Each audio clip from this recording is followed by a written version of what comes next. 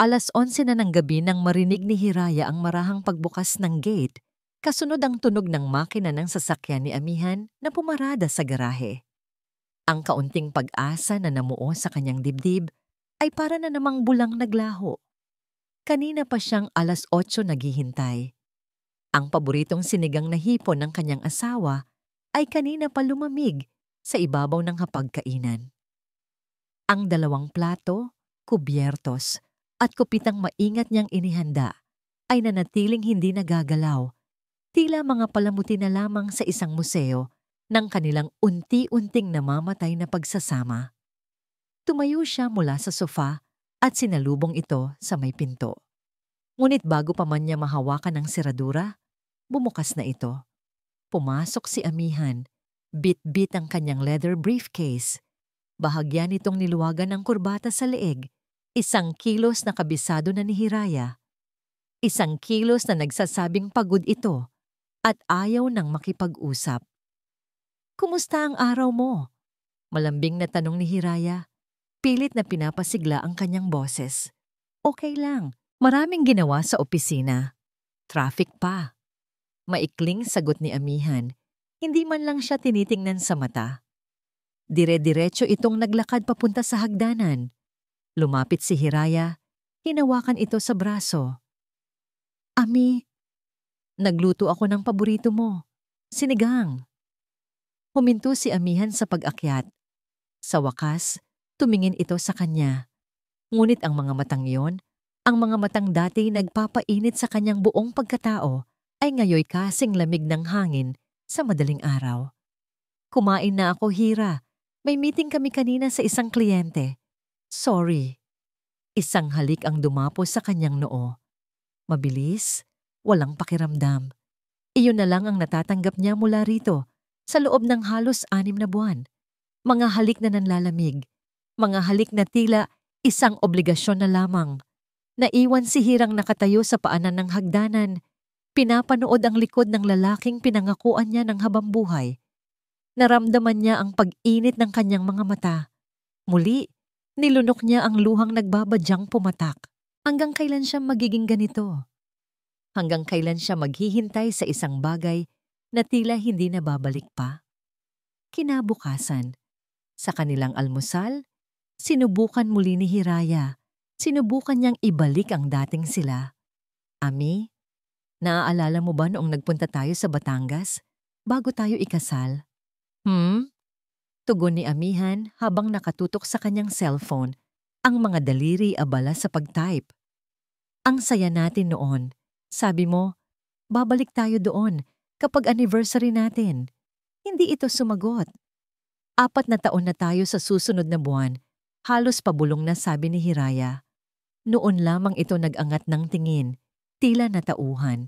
Ibinaba nito ang cellphone at hinawakan ang kanyang kamay sa ibabaw ng mesa. "Hira, I'm sorry. Alam kong napapabayaan kita nitong mga nakaraang buwan.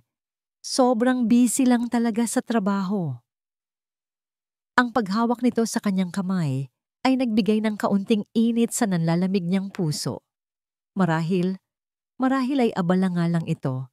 Marahil ay paranoid lang siya. "Alam ko na," biglang sabi ni Amihan. Ngumiti ito sa kanya. Isang ngiting matagal na niyang hindi nakikita. "Para makabawi ako sa'yo, anong masasabi mo kung magbakasyon tayo? Tayong 2 lang. Second honeymoon sa Paraiso Escondido." Natigilan si Hiraya. Ang Paraiso Escondido ay isa sa mga pinakamahal at pinakamagandang resort sa bansa. Isang lugar na pangarap niyang puntahan, ngunit ang biglaang alok nito ay tila isang panakipbutas, isang pampalubag loob para sa mga kasalanan ng hindi nito maamin. Nakita ni Amihan ang pag-aalinlangan sa kanyang mukha. "Please, Hira. Gusto kong bumawi. Gusto kong ibalik yung dati. I-block ko ang schedule ko for 1 whole week. Para sa'yo lang. Para sa atin." Ang mga salitang yon, "para sa atin." Iyon ang kahinaan niya. Sa kabila ng lahat ng pagdududa, ang pag-asang maisasalba pa ang kanilang pagsasama ay mas malakas. Ang pag-asang maibabalik pa ang Amihan na minahal niya. Dahan-dahan, tumango siya. Sige. Halos pabulong niyang sagot. Niyakap siya ni Amihan ng mahigpit. You won't regret this. Promise. Sa yakap na yon, ipinikit ni Hiraya ang kanyang mga mata at pilit na iwinaksi ang boses sa kanyang isipan na sumisigaw ng, "Huwag kang maniwala." Kinagabihan, habang nag-iimpake ng kanilang mga gamit, isang kislap ng sigla ang kanyang naramdaman. Inilabas niya ang kanyang mga pinakamagandang damit, mga bestidang matagal nang nakatago sa aparador, paraiso eskondido. Marahil ito na nga ang sagot. Isang bagong simula.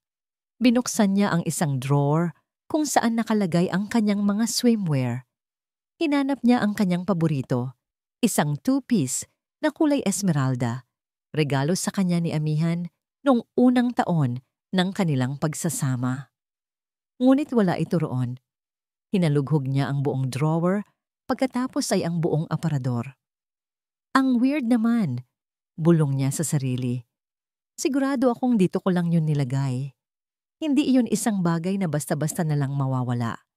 Alam niya kung gaano niya yun iniingatan. Ipinagkibit balikat na lang niya ito. Marahil ay nailigpit niya sa ibang lugar at nakalimutan na. Pagdating nila sa Paraiso Escondido, sinalubong sila ng marangyang lobby at ng malamig na welcome drinks. Totoong paraiso nga ang lugar. Habang abala si Amihan sa pag-check-in sa front desk, iginala ni Hiraya ang kanyang paningin sa paligid. Ang pag-asa sa kanyang puso ay muling lumaki. Okay na Hira, tara na sa kwarto natin. Yaya ni Amihan. Habang naglalakad sila papunta sa kanilang villa, tumunog ang cellphone ni Amihan. Kinuha niya ito mula sa bulsa. Nakita ni Hiraya kung paano ito bahagyang ngumiti habang binabasa ang kung anumang mensahe iyon. Isang ngiting pamilyar, ngunit hindi para sa kanya. Mabilis nitong itinago ang cellphone nang mapansing nakatingin siya. Ang lahat ng pag-asang namuo sa dibdib ni Hiraya sa buong araw na yon ay biglang gumuho. Ang ngiting iyon, ang sikretong yon. Sino ang katext niya? At bakit? Bakit kailangan niyang itago ang ngiting iyon mula sa asawa niya? Pinilit ni Hiraya na isantabi ang kaba sa kanyang dibdib. Nandito na sila. Sayang naman ang pagkakataon kung hahayaan niyang sirain ng isang walang kwentang text message ang kanilang second honeymoon. Marahil ay trabaho lang iyon. Marahil ay pinipilit lang niyang bigyan ng mali siya ang lahat ng bagay. Ang ganda dito, Ami, sabi niya habang inilalapag ang kanyang bag sa malambot na kama. Ang kanilang villa ay may sariling balkonahe na tanaw ang kulay turkesang dagat. Sabi ko sa'yo magpahinga ka muna. Maglalakad-lakad lang ako saglit, titingnan ko lang ang beach, sabi ni Amihan. At hinalikan na naman siya nito sa noo bago mabilis na lumabas ng kwarto. Naiwan na naman siyang mag-isa. Upang hindi malunod sa kalungkutan, nagpasya siyang magbihis at magtungo sa sikat na infinity pool ng resort. Habang nakababad sa maligamgam na tubig, nakatanaw sa walang hanggang karagatan, bahagya siyang nakaramdam ng kapayapaan. Ito ang kailangan niya. Ito ang kailangan nila. Nag-order siya ng isang baso ng margarita at ipinuwesto ang sarili sa isang lounge chair sa tabi ng pool. Ipinikit niya ang kanyang mga mata, hinayaang halikan ng araw ang kanyang balat. Ngunit sa kanyang pagre-relax, isang boses ng babae ang biglang bumasag sa katahimikan. Naku, I'm so sorry. Ang lampa ko talaga. Pagmulat ni Hiraya, isang babaeng nakasuot ng puting-puting summer dress ang nakatayo sa kanyang harapan. Hawak ang isang basong walang laman. Ang laylayan ng kanyang sarong ay basa ng natapong cocktail. Miss, pasensya na po talaga. Natabig ko yung mesa. Oh my goodness, nabasa ko pa yung gamit mo. Sabi ng babae, ang muka ay puno ng sinserong pag-aalala. Agad na tumayo si Hiraya at ngumiti. Nako, okay lang. Tubig lang naman to. Kahit na. Nakakahiya. Ako nga pala si Halina. Sabi ng babae, inilahad ang kamay. Mayroon itong isang ngiting nakakahawa at mga matang kumikinang sa kabaitan. Siya ang tipo ng babaeng mahirap kamuhian, maganda, makinis, at tila isang anghel. Hiraya, pakilala niya, tinanggap ang kamay nito. Halina, as in, Mahalina? Biro ni Hiraya. Tumawa ito. Oo, yan nga. Sabi ng nanay ko, pang-akit daw. Pero sa kalampahan ko, parang pangtaboy yata. Nagtawanan sila. Upang makabawi sa nangyari, iginiit ni Mahalina na ilibre siya ng panibagong inumin. Pumayag si Hiraya at hindi nagtagal, ang dalawa ay palagay na ang loob sa isa't isa. Tila matagal nang magkakilala. Mag-isa ka lang dito? Tanong ni Hiraya. Oo. Soul-searching, ika nga. Sagot ni Mahalina sabay inom sa kanyang cocktail. Medyo magulo ang buhay lately. Ikaw? Mukhang honeymooners kayo ng kasama mo, ah? Tukso nito. Isang mapait na ngiti ang gumuhit sa labi ni Hiraya. Ah, kasama ko ang asawa ko. 4 years na kami. Wow, 4 years! Congratulations! Masayang sabi ni Mahalina.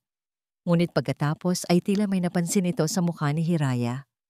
Bumaba ang kanyang boses, naging mas malumanay. Pero, okay ka lang ba?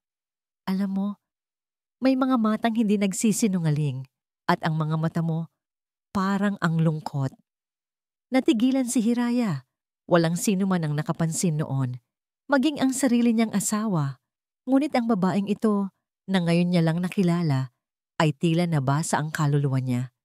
Dahil sa kalungkutang matagal nang kinikimkim at sa pakiramdam na sa wakas ay may nakaintindi sa kanya. Unti-unting nag-umpisang magkwento si Hiraya. Hindi niya ibinuhos ang lahat, ngunit sapat lang upang ipahiwatig na may pinagdadaanan ang kanilang pagsasama. Lahat naman ng relasyon dumadaan sa ganyan.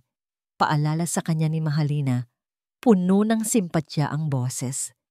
Ang importante, narito kayo ngayon. Sinusubukan ninyong ayusin. That's what matters. Gumaan ang pakiramdam ni Hiraya. Tila nabunutan siya ng tinik sa dibdib. Salamat, Halina. Kailangan ko lang sigurong marinig yan. Walang anuman. Nandito lang ako kung kailangan mo ng kausap. Sabi nito, sabay hawak sa kanyang kamay.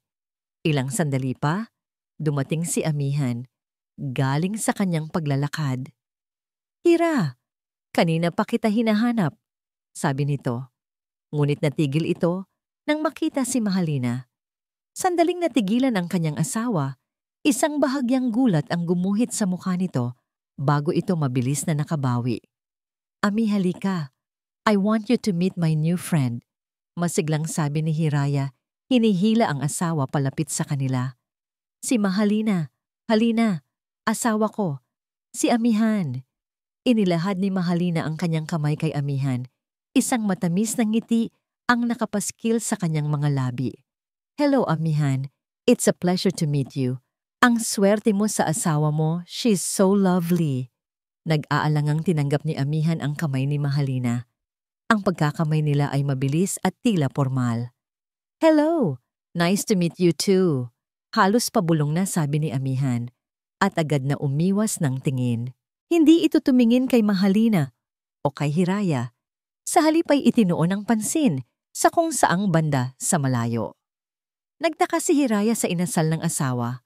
Okay ka lang, Ami? Bakit parang nahihiya ka? Pagod lang ako. Mabilis nitong sagot. Hira, mauuna na ako sa kwarto. Medyo masama ang pakiramdam ko. Sunod ka na lang. At walang dagdag na salita. Tumalikod na ito at naglakad paalis. Ni hindi man lang nagpaalam ng maayos kay Mahalina. Naiwan silang dalawa na medyo alanganin ang pakiramdam. Nakko, pagpasensyahan mo na ang asawa ko. Nahihiyang sabi ni Hiraya. Minsan talaga, suplado yan kapag pagod. Isang maliit na tawa ang pinakawalan ni Mahalina. Ano ka ba? Okay lang. Ganyan din ang ex ko. Baka kailangan nyo lang ng time na kayong dalawa lang. Sige na, sundan mo na siya.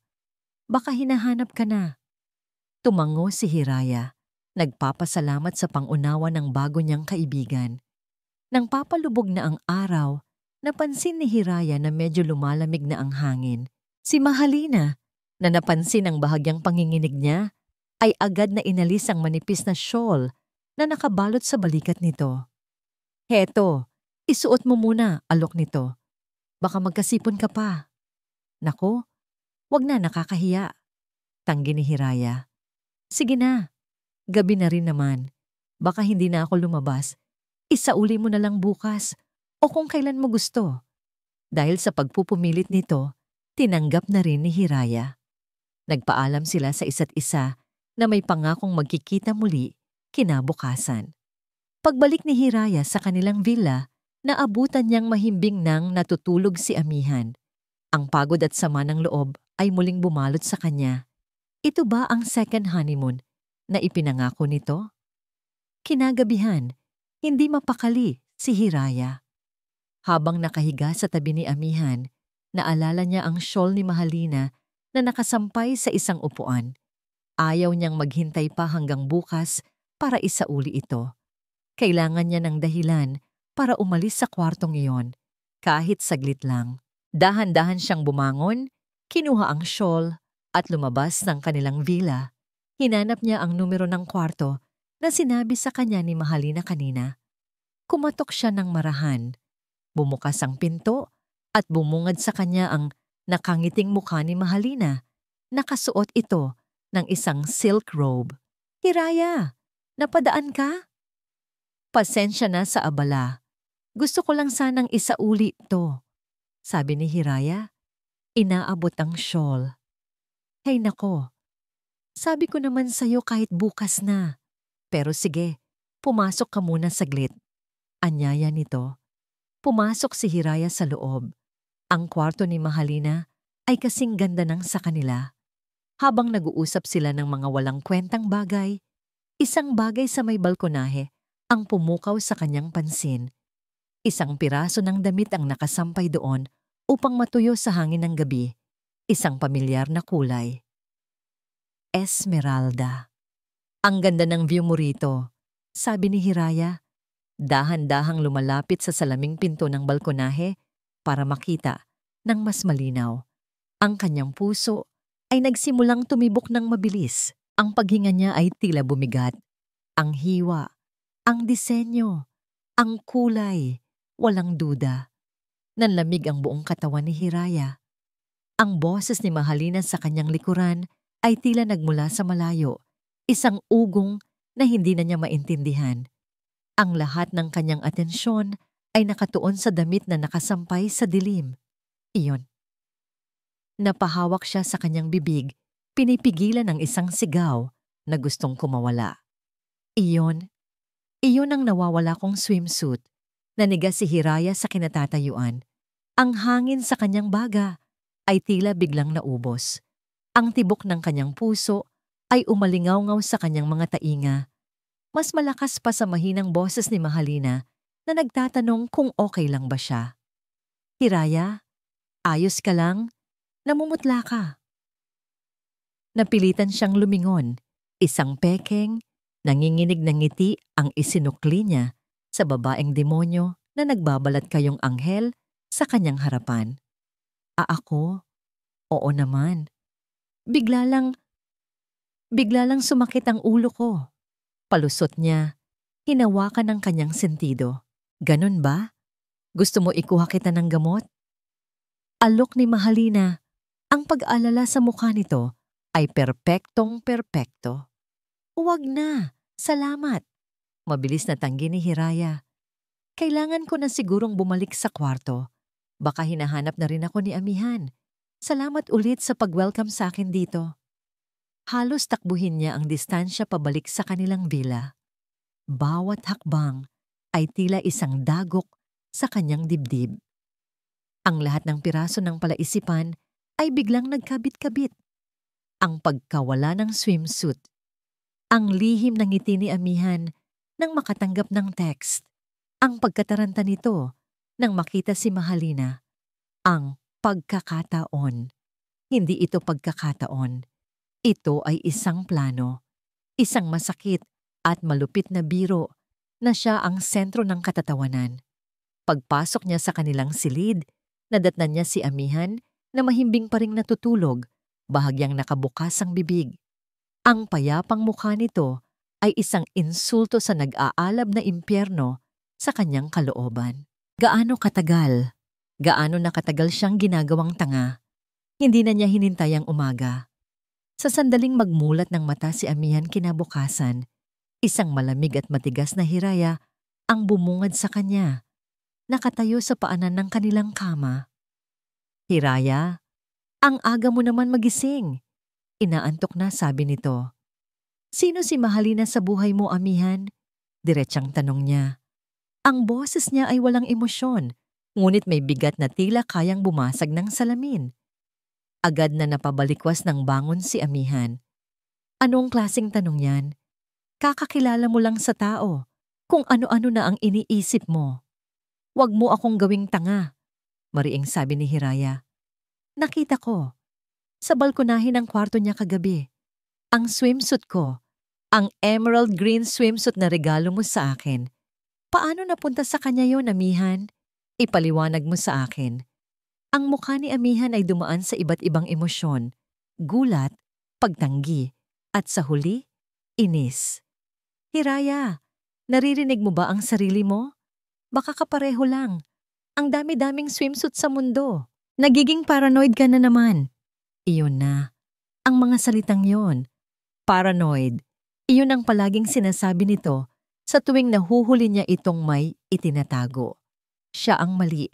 Siya ang nag-iisip ng masama. Siya ang may problema. "Talaga?" Sarkastikong tanong ni Hiraya. Isang tawa na walang bahid ng saya ang kumawala sa kanyang lalamunan. Isang malaking pagkakataon lang ang lahat. Pagkakataon na yung swimsuit na yon ay eksaktong kamukha ng nawawala kong swimsuit. Pagkakataon na nandito rin siya sa resort kung saan mo ako dinala para bumawi. Huwag ako, Amihan. Tapos na akong maniwala sa mga kasinungalingan mo. Tumayo si Amihan at hinarap siya. Ang boses ay tumaas na rin. "Then what do you want me to say? Na may relasyon kami. Yun ba ang gusto mong marinig, Hiraya? Sinisira mo itong bakasyon natin dahil sa mga walang basehang hinala mo." Ang sakit ay tila isang punyal na bumaon ng malalim sa kanyang puso. Hindi lang siya pinagtataksilan, minamaliit pa nito ang kanyang nararamdaman. Bago pa siya makasagot, tumunog ang kanyang cellphone. Nakita niya ang pangalan ni Mahalina sa screen. Sinadya niyang i-loudspeaker ito. "Hello?" Sagot ni Hiraya, ang mga matay nakatitig pa rin kay Amihan. "Friend? Oh my God, kumusta ka? Nag-alala ako sa'yo kagabi. Okay ka lang ba? Okay lang ba kayo ni Amihan?" Tanong ng boses sa kabilang linya, puno ng pekeng pag-aalala. "Okay lang kami," malamig na sagot ni Hiraya. Nakita niya ang paglunok ni Amihan. "Sigurado ka? Friend, alam kong wala akong karapatan, pero huwag kang basta-basta maniniwala sa sabi-sabi ha, kahit sa akin. Kung may duda ka man, humanap ka ng ebidensya na hindi maitatanggi. Isang bagay na malinaw pa sa sikat ng araw, para hindi ka magkamali, para sa kapakanan mo." Ang lason sa matatamis na salitang yon ay tumarak sa puso ni Hiraya. Humanap ka ng ebidensya. Si Mahalina mismo ang nagbibigay sa kanya ng ideya. Isang laro. Ito ay isang laro para sa kanilang dalawa. "Salamat sa payo, friend," sabi ni Hiraya bago ibaba ang tawag. Tinalikuran niya si Amihan at naglakad palabas ng villa. Hindi niya alam kung saan siya pupunta. Nagpatuloy lang siya sa paglalakad hanggang sa marating niya ang dalampasigan. Umupo siya sa buhanginan, hinayaang haplusin ng mga alon ang kanyang mga paa. Doon, sa harap ng malawak na karagatan, sa ilalim ng asul na langit na tila nakikiayon sa kanyang kalungkutan, bumuhos ang lahat ng luhang matagal na niyang pinigilan. Umiyak siya, hindi lang dahil sa sakit ng katotohanan, kundi dahil sa sakit ng pag-alala. Sa lahat ng masasayang araw na ngayon, ay alam na niyang bahagi ng isang malaking kasinungalingan. Umiyak siya para sa sarili niya, para sa 4 na taon ng kanyang buhay na kanyang inalay sa isang lalaking hindi pala karapat-dapat. Nang maubos na ang kanyang mga luha, napalitan ito ng isang bagay na mas malamig, mas matigas. Determinasyon. Tapos na ang pag-iyak. Tapos na ang pagiging martir. Tama si Mahalina. Kailangan niya ng ebidensya. Ebidensya na malinaw pa sa sikat ng araw. Ebidensya na gagamitin niya para wasakin ang mundong binuo nila sa kasinungalingan. Kinuha niya ang kanyang cellphone, hindi na nanginginig ang mga kamay. In-scroll niya ang kanyang contacts at tinawagan ang numero ng kanyang matalik na kaibigang si Bea. Bea, sabi niya nang sagutin nito ang tawag. Kailangan ko yung contact number na binigay mo sa akin noon. Yung sa private investigator. Kinapa ni Hiraya ang kanyang wallet at kinuha ang isang business card. Tinitigan niya ang pangalan ng ahensya. Veritas Investigation Services. Katotohanan. Iyon ang kailangan niya. Nanginginig ang kanyang mga daliri habang dinadial niya ang numero. Isang professional na boses ng lalaki ang sumagot sa kabilang linya. Veritas Investigations, how may I help you? Huminga ng malalim si Hiraya. My name is Hiraya Alcantara del Rosario. Sabi niya, ang boses ay matatag at desidido. I need to hire you. I believe my husband is having an affair. Ilang oras ang lumipas. Ang bakasyon ay naging isang impyerno. Pilit silang nag-uusap ni Amihan, ngunit lahat ay formal at malamig. Naghihintay lang si Hiraya, naghihintay sa tawag. Nang gabing iyon, habang nag-iisa siya sa balkonahe, nag-vibrate ang kanyang cellphone. Isang text message mula sa isang unknown number. Pagbukas niya, isang litrato ang unti-unting nag-load. Napatakip siya sa kanyang bibig. Ang ilaw mula sa screen ng telepono ay nagliwanag sa kanyang mukha na ngayon ay puno ng sakit at puot. Ang litrato ay kuha sa isang madilim na parking lot. Si Amihan at si Mahalina magkayakap at ang kanilang mga labi ay magkadikit sa isang halik na puno ng pagnanasa. Sa ilalim ng litrato may isang maikling mensahe. Mayroon na tayong katibayan, Ma'am Hiraya. Ang biyahe pabalik mula sa Paraiso Escondido ay ang pinakamahaba at pinakamatahimik na biyahe sa buong buhay ni Hiraya. Nakabibingi ang katahimikan sa loob ng kanilang sasakyan. Ang aircon ay nakatudo, ngunit hindi nito kayang palamigin ang apoy ng galit at sakit na nag-aalab sa kanyang dibdib. Si Amihan ay ilang beses sumubok na magbukas ng usapan, mga walang kwentang komento tungkol sa traffic o sa panahon, ngunit tanging matitipid na tango o iling lang ang isinasagot ni Hiraya. Sumuko rin ito. Alam ni Amihan na may mali. Ngunit sa halip na harapin ito, pinili niyang magtago sa likod ng manibela at ng malakas na tugtog mula sa radyo. Pagdating nila sa kanilang bahay, isang bahay na dati simbolo ng kanilang mga pangarap, ngunit ngayoy tila isang malamig na kulungan, agad na umakyat si Hiraya sa kanilang silid. Hindi na niya ito hinintay, hindi na niya ito nilingon. Ang mga sumunod na araw ay isang pagpapanggap, isang impyerno na kailangan niyang tiisin. Sa umaga, sabay silang mag-aalmusal. Ngingitian niya ito, ipaghahanda ng kape, at hahalik sa pisngi bago ito umalis papuntang opisina. Ngunit sa sandaling magsara ang pinto, ang maskara ng isang mapagmahal na asawa ay nalalaglag at inilalabas ang isang babaeng basag na basag ang puso. Ang kanyang cellphone ang naging kakampi at kaaway niya.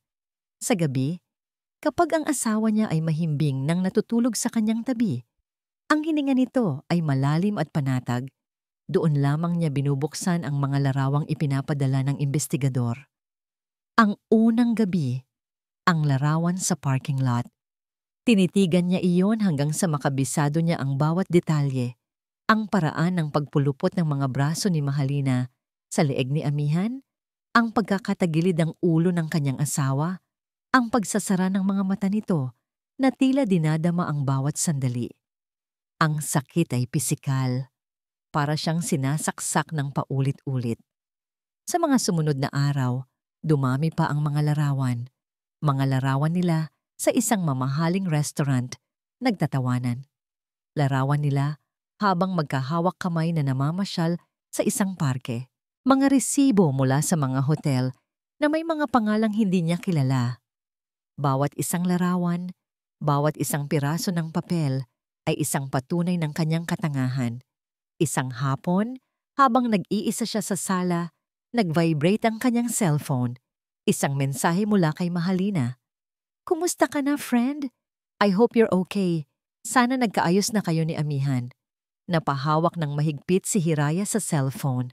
Ang kapal ng muka, ang lakas ng loob, ang friend. Isang pang-insulto. Huminga siya ng malalim. Pinakalma ang sarili bago mag-type ng isasagot. Hindi niya dapat ipahalata. Hindi pa ito ang tamang oras. "Okay lang kami, Halina. Salamat sa pag-aalala. Busy lang sa pag-asikaso ng bahay." Tugon niya.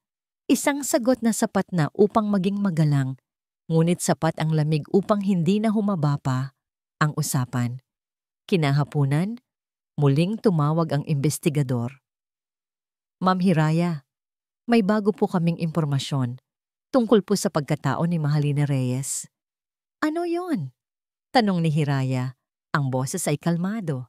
"Base po sa aming background check, si Miss Reyes po ay hindi isang estranghero sa asawa ninyo. Sila po ay magkaklase sa kolehiyo. At hindi lang po yun. Sila po ay may naging relasyon na tumagal ng halos 2 taon. Sa sandaling iyon, ang lahat ng natitirang hibla ng pagdududa sa puso ni Hiraya ay tuluyang napigtas. Ang pagkakataon sa Paraiso Escondido, ang tila inosenteng paglapit ni Mahalina, ang lahat ng yon ay isang kalkuladong galaw sa isang chess game kung saan siya ang talunang piyesa. Hindi lang siya niloloko, pinaglalaruan siya. "Meron pa po, ma'am," patuloy ng investigador. "Sa aming pagsisiyasat, lumalabas na si Miss Reyes ay nagmula sa isang simpleng pamilya, taliwas sa ipinapakita niyang marangyang pamumuhay ngayon. Ang apartment na tinitirhan niya, ang kotseng minamaneho niya, lahat po iyon ay walang maipakitang legal na pinagkukunan ng pondo." Napakunot ang noo ni Hiraya. "Anong ibig mong sabihin?" "Ang ibig sabihin po, may ibang tao na sumusuporta sa kanyang lifestyle. At lahat ng aming ebidensya ay tumuturo sa iisang tao. Si Amihan." Ibinalik ni Hiraya ang lahat sa kanyang alaala. Ang palaging pag-overtime ni Amihan, ang mga business trip na biglaan, ang mga withdrawal sa kanilang joint account na palagi nitong sinasabing para sa mga investment. Pagkatapos ng tawag, pakiramdam ni Hiraya ay nasusuka siya. Hindi lang pala puso niya ang ninanakaw sa kanya, kundi pati na rin ang perang pinaghirapan ng kanyang pamilya. Ang katotohanan ay mas masahol pa sa kanyang pinakamasamang bangungot. Nang gabing iyon, nagpasya si Hiraya na harapin ang kanyang ama. Kailangan niya ng tulong. Hindi na niya ito kayang dalhin ng mag-isa.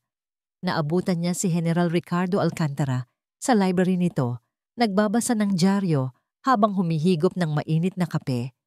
Ang kanyang ama ay isang taong biniyayaan ng awtoridad at kapangyarihan. Respetado at kinatatakutan. Ngunit sa mata ni Hiraya, ito ang kanyang dad, ang kanyang tagapagtanggol.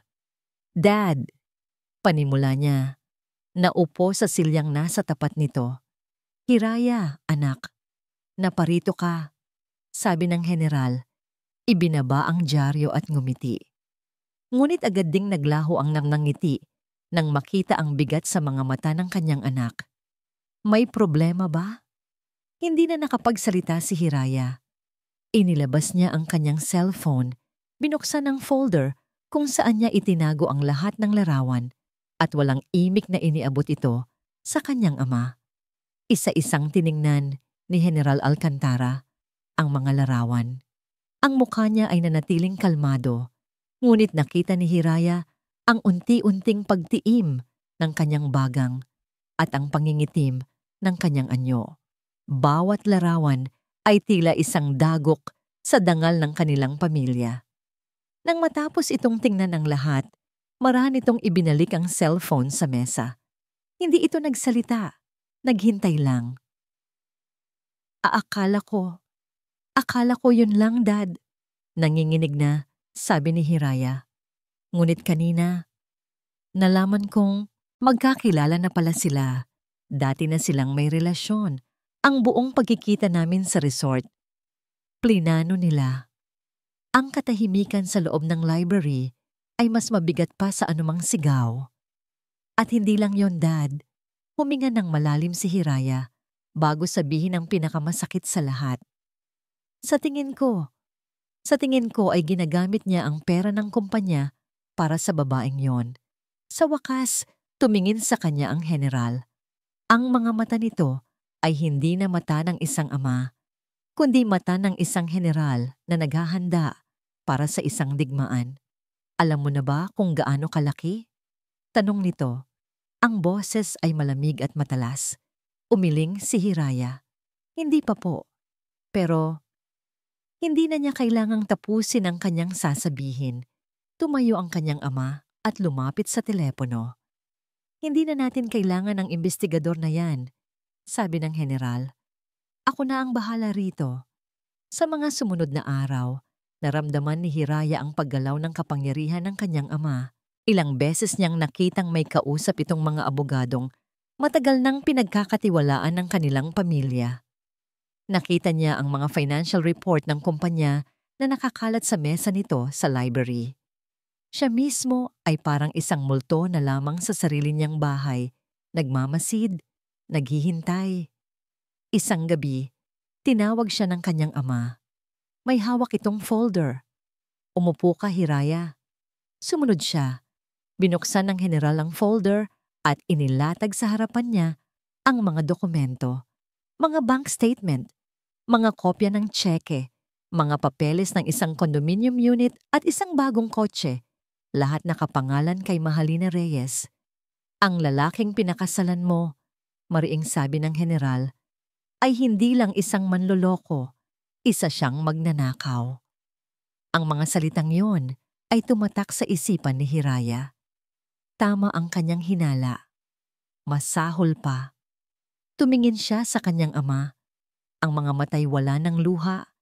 Tanging isang malamig na apoy na lamang ang naroon. Dad, anong gagawin natin? Hindi, anak. Pagtatama ng general. Ang tingin ay nakapako sa kanya. Ang tanong ay, anong gusto mong gawin? Sa sandaling iyon, ang Hiraya na mahina at martir ay tuluyan ng naglaho. Tumawag ang investigador kinabukasan. Ang boses nito sa kabilang linya ay seryoso at may halong pag-aalala. Ma'am Hiraya, may kailangan po kayong malaman. Hindi lang po ito tungkol sa babae. May mas malaki po tayong problema. Tungkol po ito sa pera ng kumpanya. Sumagot si Hiraya. Ang boses ay matatag at walang bahid ng anumang emosyon. Alam ko na. Isang maliit at tahimik na coffee shop sa isang sulok ng Makati ang napili nilang lugar ng tagpuan. Ang amoy ng bagong timplang kape at ang mahinang tunog ng jazz music ay isang malaking kabalintunaan sa bigat ng daladalang katotohanan ng lalaking kaharap ngayon ni Hiraya. Si Mr. Sandoval, ang private investigator, ay isang lalaking nasa edad 40. Mukhang profesional at laging seryoso.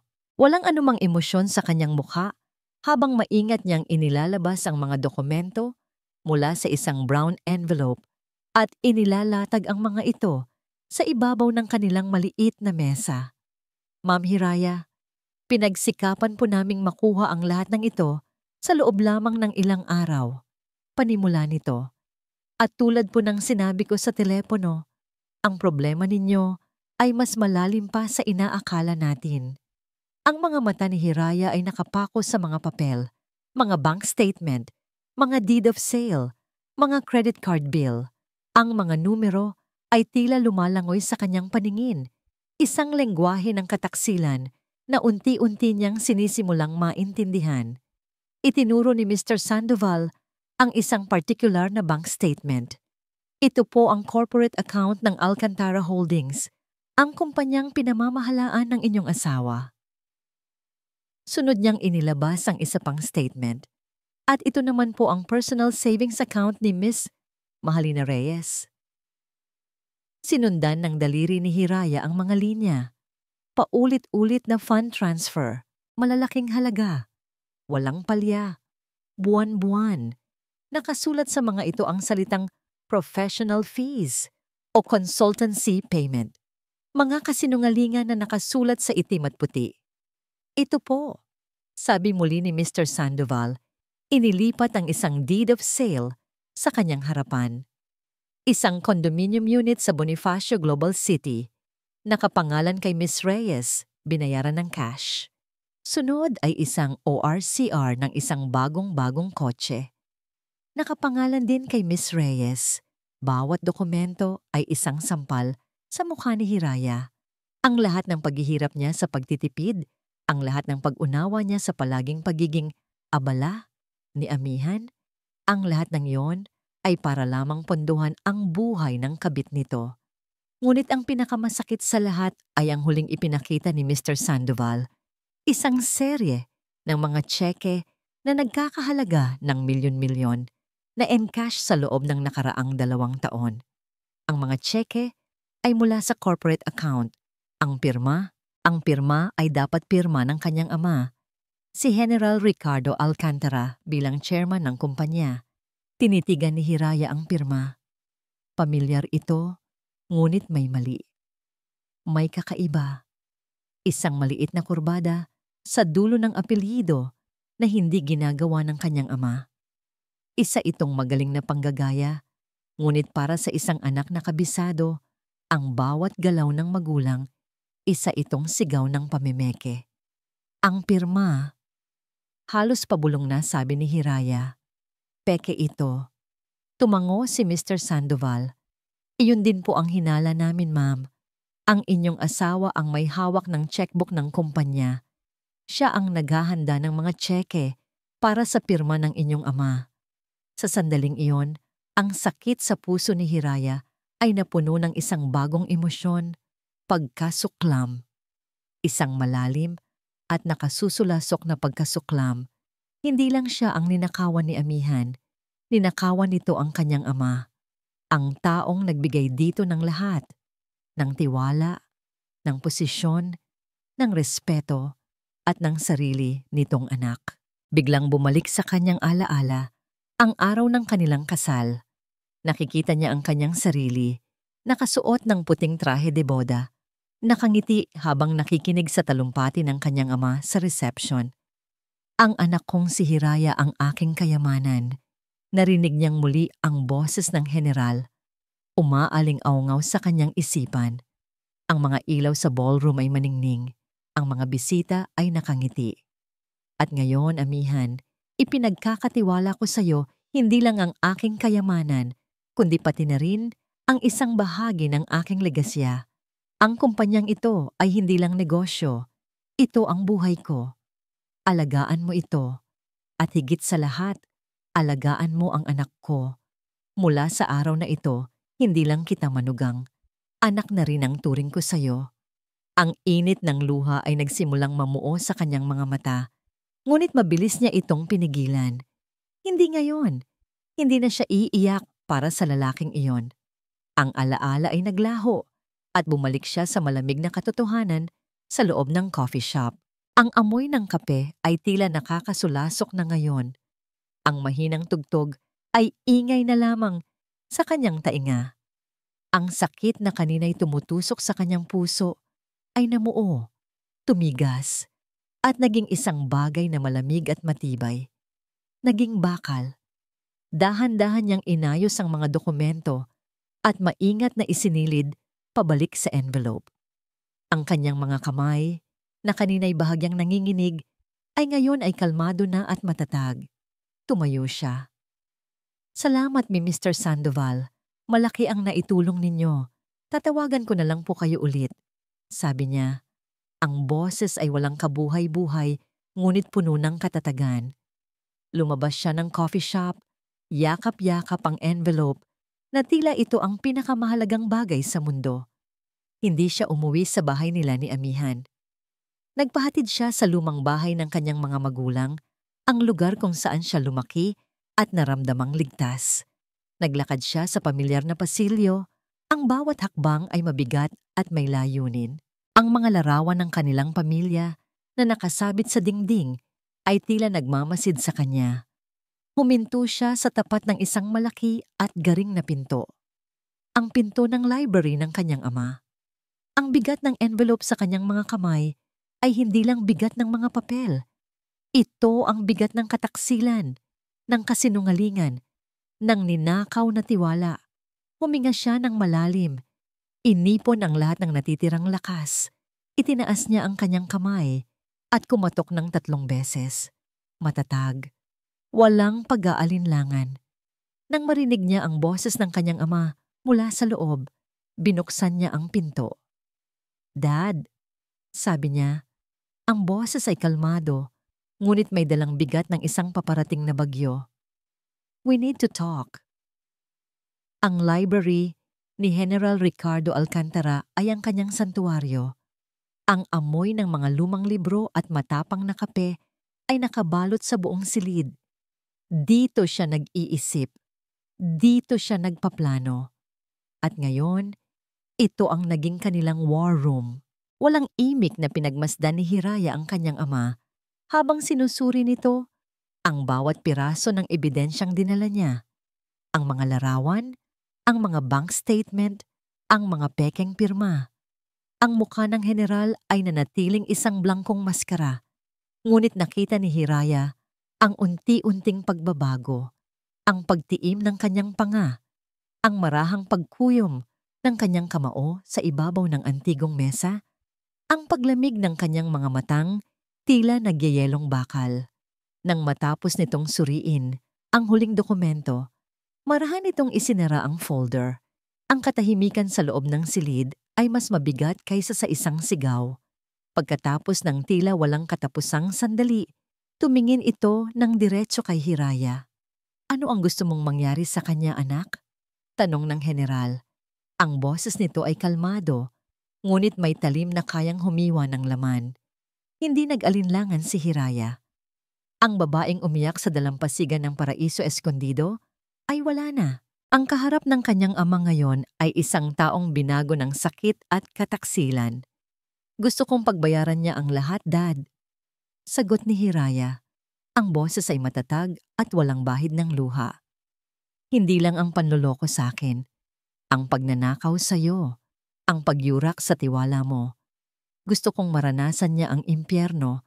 Gusto kong pagsisihan niya ang araw na nakilala niya ako. Silang dalawa." Isang bahagyang tango ang isinukli ng general. Iyon lang ang kumpirmasyong kailangan niya. Isang apoy ang biglang sumiklab sa mga mata ng matandang lalaki. Ang kontroladong galit nito ay biglang kumawala sa isang marahas na kilos. Isang malakas na dagok ang ibinigay nito sa ibabaw ng lamesang gawa sa mahogany. Umalingaw-ngaw ang tunog sa buong silid, nagpatalon sa mga aklat sa estante. Ang galit ng isang ama na nasaktan ng anak at ng isang leader na pinagtaksila ng sariling tenyente ay sumabog na. Ang walang utang na loob na hayop na yon. Sigaw ng general, ang boses na dati kalmado ay umuugong na ngayon sa puot. "Binigay ko sa kanya ang lahat. Ang pangalan ng pamilyang ito, ang tiwala ko, ang kaisa-isa kong anak. At ito ang isusukli niya?" Tumayo ito at nagsimulang maglakad-lakad sa loob ng library, tila isang leon na nakakulong sa hawla. Hindi sapat na ipakulong siya. Hindi sapat ang kahihiyan. Kailangan nating bawiin ang lahat. Ang bawat sentimo, ang bawat kasinungalingan, ang bawat ngiti na ninakaw niya sa'yo. Huminto ito at hinarap si Hiraya. "Handa ka na ba para dito? Dahil sa sandaling simulan natin to, wala nang atrasan." Matagal na akong handa, Dad. Sagot ni Hiraya. Ang determinasyon ay nakaukit sa kanyang mukha. Ang nangiti ng general ay hindi masaya.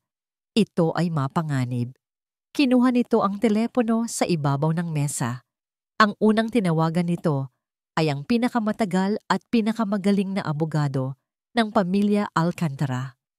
Attorney Sandoval, sabi ng general, walang anumang pagbati. I need you in my house. 30 minutes. Bring your entire corporate fraud team. We are declaring war. Ibaba. Ang pangalawang tawag ay sa isang numero na hindi pamilyar kay Hiraya. Miguel? Ricardo Alcantara ito. Oo, matagal na rin. Pakinggan mo, may ipapagawa ako sa'yo. Meron akong isang daga sa kumpanya ko. Kailangan kong malaman ang lahat. Every secret. Every dirty laundry he has. I want him buried. Yes, I'll pay any price. Ibaba. Bawat tawag ay isang utos. Bawat salita ay isang bala na inihahanda para sa laban. Pinanood ni Hiraya ang kanyang ama, hindi na may takot, kundi may paghanga. Ito ang general na kinatatakutan ng mga kaaway nito. At ngayon, si Amihan at si Mahalina ang nasa kanyang listahan. Pagkatapos ng mga tawag, muling humarap ang general kay Hiraya. Makinig ka, anak. Ang paghihiganti ay isang ulam na masarap ihain ng malamig. Hindi tayo aatake ng padalos-dalos. Maghahanda tayo. Aalamin natin ang lahat at sa tamang panahon, sa tamang lugar. Kapag kampanteng-kampante na siya, na hawak niya ang mundo sa kanyang mga palad, doon natin siya wawasakin. Pumasok si Hiraya sa kanyang dating silid, sa bahay ng kanyang mga magulang. Ang mga pink na kurtina at mga pamilyar na gamit ay tila pag-aari ng isang ibang tao, isang babaeng matagal nang nawala. Lumapit siya sa salamin na may antigong kwadro. Tinitigan niya ang kanyang refleksyon. Ang mga mata niya ay hindi na malambot at puno ng pagmamahal. Mayroon ng lamig at tigas ang mga ito. Ang kanyang mga labi, na dati laging handang ngumiti, ay ngayon ay isang tuwid na linya ng determinasyon. Nakita niya sa kanyang sarili, hindi lang si Hiraya, ang asawang naloko. Nakita niya ang anak ni General Ricardo Alcantara. At sa kauna-unahang pagkakataon, naintindihan niya ang ibig sabihin noon. Hindi na siya iiyak. Tapos na ang panahon ng pagluluksa. Panahon na para sa digmaan. Bumalik siya sa library. Naabutan niyang nakatingin ang kanyang ama sa kalendaryo. Dad, lumingon ito. Isang malamig at kalkuladong nangiti ang nasa mga labi. Itinuro nito ang isang petsa na binilugan ng pulang panulat. Ang ika-20 anibersaryo ng Alcantara Holdings, isang malaking pagdiriwang kung saan naroon ang lahat ng maimpluwensyang tao sa kanilang lipunan. Ang gabi, kung kailan magbibigay ng talumpati, si Amihan bilang presidente ng kumpanya. Ang gabi ng kanyang pinakamalaking tagumpay. Sa anibersaryo ng kumpanya, sabi ng general, ang boses ay puno ng kasiguraduhan. Doon natin siya ipapahiya sa harap ng lahat. Para kay Amihan del Rosario, ang mundo ay nasa kanyang mga palad. Nakatayo siya sa floor-to-ceiling window ng condominium unit ni Mahalina. Hawak ang isang kopita ng mamahaling alak. Tanaw ang kumikinang na mga ilaw ng syudad sa ibaba. Ang lahat ng ito, ang ganda, ang luho, ang kapangyarihan, ay mga bagay na pinaghirapan niya.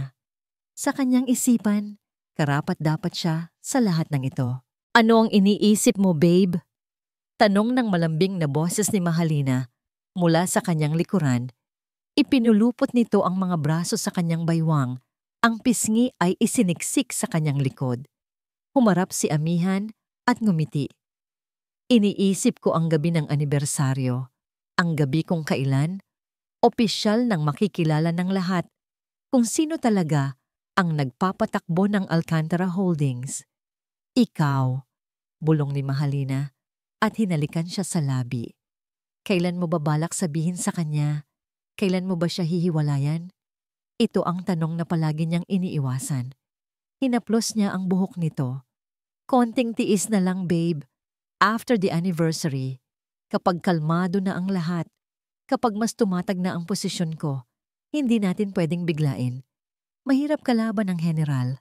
Isang bahid ng pagkadismaya ang gumuhit sa mukha ni Mahalina, ngunit mabilis din itong napalitan ng isang mapang-akit ng ngiti. Alam niya kung paano laruin ang laro. Basta't para sa'yo, maghihintay ako. Pero siguraduhin mong worth it ang paghihintay ko, ha? I promise, sabi ni Amihan.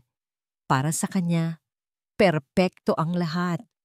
Hawak niya si Mahalina, ang babaeng nagbibigay sa kanya ng excitement at pagnanasa.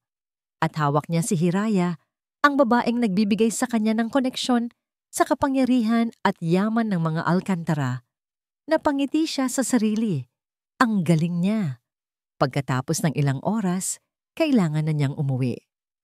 Ang paglipat mula sa isang mundo patungo sa isa pa ay naging isang routine na para sa kanya. Habang nagmamaneho pa uwi, wala siyang naramdamang kaba o guilt. Ang nararamdaman niya ay pagmamalaki sa kanyang sarili, na isasabay niya ang lahat, na paglilingkuran niya ang dalawang reyna. Pagpasok niya sa kanilang bahay, nadatnan niya si Hiraya sa sala, nanonood ng TV. Ang asawa niya ay tila mas tumahimik nitong mga nakaraang linggo. Mas naging malamig. Ikinibit balikat na lang niya ito. Marahil ay nalulungkot lang. Marahil ay epekto pa rin ng pagtatalo nila sa Paraiso Escondido. Isang maliit na problema na kayang-kaya niyang ayusin. Hira, tawag niya rito. Inilabas ang isang malaking paper bag mula sa isang kilalang designer brand. May pasalubong ako sa'yo. Nag-angat ng tingin si Hiraya. Walang emosyon ang mga mata nito. Inilabas ni Amihan ang isang eleganteng itim na bestida, kumikinang, mamahalin, perpekto para sa reyna ng gabi. Para sa anniversary party, gusto ko, ikaw ang pinakamagandang babae roon. Kinuha ni Hiraya ang bestida. Hinaplos nito ang malambot na tela. Pagkatapos ay tumingin ito sa kanya. Sa isang saglit, inakala ni Amihan na may nakita siyang kakaiba sa mga mata nito. Isang kislap na hindi niya mawari. Ngunit agad din niyong nawala. Salamat, sabi nito. Ang boses ay mahina. Maganda nga. Pagkatapos ay tumayo na ito. Aakyat na ako. Maaga pa ako bukas. Sinundan lang niya ito ng tingin habang paakyat ito sa hagdanan. Ni hindi man lang siya niyakap o hinalikan. Okay lang, sabi ni Amihan sa sarili. Pagod lang yan. Masyado siyang abala sa sarili niyang tagumpay para pansinin ang mga babala. Kinagabihan, bago matulog, tumayo si Amihan sa harap ng full-length mirror sa kanilang silid. Suot ang kanyang mamahaling suit, pinraktis niya ang kanyang talumpati. Mga ginang at ginoo, mga kaibigan, mga kasama sa industriya, isang karangalan ang tumayo sa inyong harapan ngayong gabi. Pinagmasdan niya ang kanyang refleksyon. Isang matagumpay na lalaki, isang leader ang hinaharap ng Alcantara Holdings. Gusto kong pasalamatan ang taong nagtiwala sa akin mula sa simula. Patuloy niya. Puno ng peking sinseridad ang boses. Ang aking pangalawang ama, ang aking mentor, General Ricardo Alcantara. Dad, salamat sa lahat. Ngumiti siya sa salamin. Isang ngiting perpekto, isang nangiting puno ng kumpiyansa at kayabangan. Ito na ang gabi niya, ang gabi ng kanyang koronasyon. Dumating ang gabi ng ika-20 anibersaryo. Ang grand ballroom ng isang 5-star hotel ay puno ng mga pinakamayayamang tao sa Pilipinas. Ang mga chandelier ay kumikinang na parang mga bituin. Ang tunog ng masayang kwentuhan at pagtagay ng mga kopita ng champagne ay pumuno sa hangin. Nasa gitna ng lahat si Amihan, ang bida ng gabi. Bawat bati ay kanyang sinasalubong ng isang nangiti. Bawat papuri ay kanyang tinatanggap ng may pagmamalaki. Nasa tabi niya si Hiraya, napakaganda sa itim na bestidang binigay niya, ngunit tahimik at tila malayo ang iniisip. Sa kanilang mesa ay nakaupo si General Alcantara, seryoso gaya ng dati. And now, to give us his message, let us all welcome the President of Alcantara Holdings, Mr. Amihan del Rosario. Tumayo si Amihan sa gitna ng malakas na palakpakan. Inayos niya ang kanyang kurbata. Hinalikan niya sa pisngi si Hiraya. Tinapik niya sa balikat ang general. Habang naglalakad siya papunta sa entablado, pakiramdam niya ay kaya niyang liparin ang buwan. Nakarating siya sa podium. Ang liwanag ng spotlight ay nakakasilaw.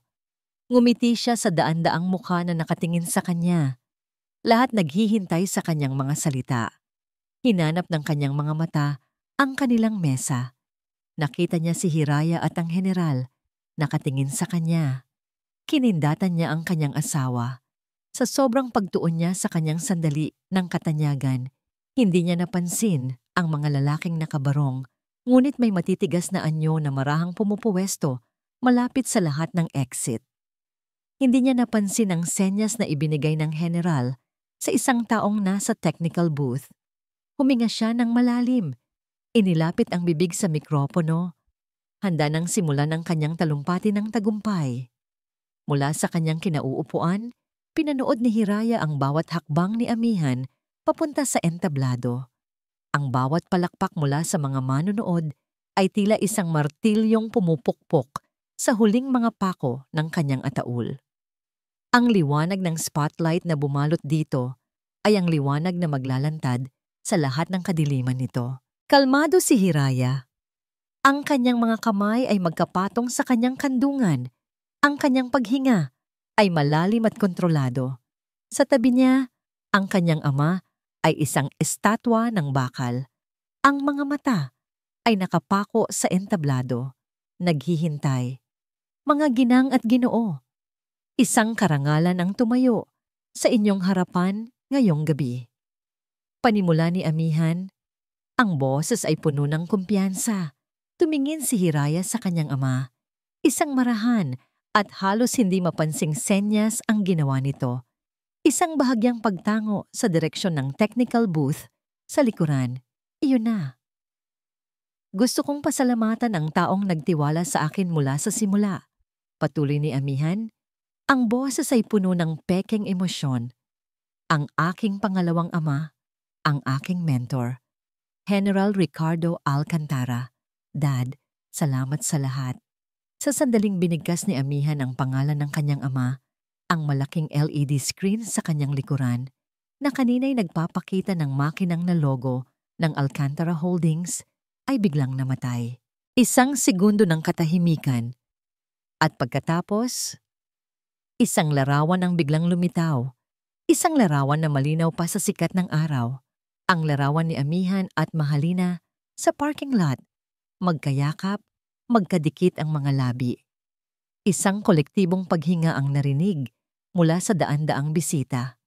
Ang mga bulungan ay nagsimula, parang apoy na kumakalat sa tuyong damuhan. Si Amihan, na hindi pa nakikita ang nasa likuran niya, ay bahagyang natigilan sa reaksyon ng mga tao. Tulad ng aking sinasabi, ngunit huli na ang lahat. Isa pang larawan ang lumitaw. Si Amihan at Mahalina nagtatawanan sa isang restaurant. Isa pa. Magkahawak kamay sa isang parke. Sunod-sunod. Isang slideshow ng kanyang kataksilan. Ipinapalabas para sa buong mundo. Ang kulay ay unti-unting nawala sa mukha ni Amihan. Dahan-dahan siyang lumingon sa likuran. Ang kanyang mga mata ay nanlaki sa purong takot at hindi makapaniwala. Ano to? Isang technical error. Patayin niyo yan. Sigaw niya sa mikropono, ang boses ay basag at puno ng pagkasindak. Ngunit hindi tumigil ang palabas. Pagkatapos ng mga larawan, mga dokumento naman ang lumitaw. Ang mga bank statement, ang mga pekeng tseke, pinalaki upang makita ng lahat ang pekeng pirma sa tabi ng tunay na pirma ng general. Ang deed of sale ng condominium, ang OR sa CR ng kotse, ang bulungan ay naging impit na sigaw. Ang mga cellphone ay itinaas.